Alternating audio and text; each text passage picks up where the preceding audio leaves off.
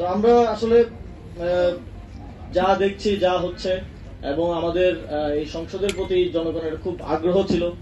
17 বছর ধরে জনগণ, 17 বছর না প্রায় 20 বছর ধরে জনগণ সংসদে প্রাণবন্ত আলাপ আলোচনা শোনে নাই, এবং সেই কারণে মানুষের একটা আগ্রহ তৈরি হয়েছিল এবং মানুষ সংসদকে ফলো করছে, সংসদ অধিবেশন শুনছে, আলাপ আলোচনা হচ্ছে।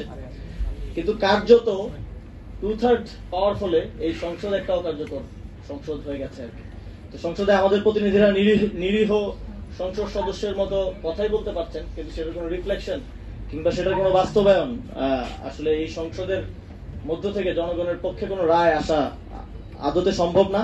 ফলে আপনারা দেখবেন যে বিরোধী দল হিসেবে, বিরোধী জোট হিসেবে আমাদেরকেও রাজপথে কর্মসূচি দিতে হচ্ছে। আগামী 4 দিন আমাদের, আগামীকাল থেকে 4 দিনের কর্মসূচি আছে। আমি বাংলাদেশের জনগণকে আহ্বান জানাবো যে আপনারা আমাদের কর্মসূচির সাথে যুক্ত হন, এবং এই যে আজকের যে আলোচনা, এরকম আরো আলোচনা চলছে, বিভিন্ন ফোরামে আলোচনা হচ্ছে, এবং আমাদের যে সিভিল সোসাইটির প্রতিনিধিরা আছেন তারা খুব সরব আছেন।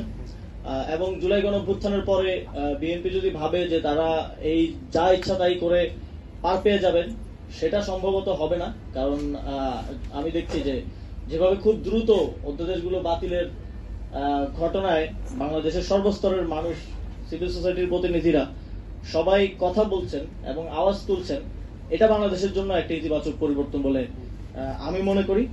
এবং বারবার বলা হয় যে গণঅভ্যুত্থান তো আর প্রতিদিন হয় না, কিন্তু জনগণের পিপলস উইল যদি ডিউ থেকে যায় তাহলে সেটা প্রতিষ্ঠিত হয়। সেটা সময়, সেটা হয়তো আজ হবে না, কাল হবে, কাল হবে না, পরশু হবে, কিন্তু সেটা প্রতিষ্ঠিত হবেই।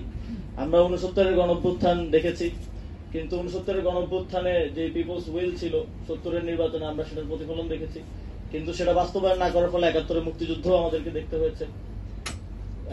ফলে 24-এর গণঅভ্যুত্থানের যে পিপলস উইলের কারণে গণঅভ্যুত্থান হয়েছে এবং গণভোটে যেটার প্রতিফলন এসেছে, সেটা যদি বাস্তবায়িত না হয় তাহলে হয়তো আমাদেরকে আবার এরকম কোনো পরিস্থিতি দেখতে হতে পারে।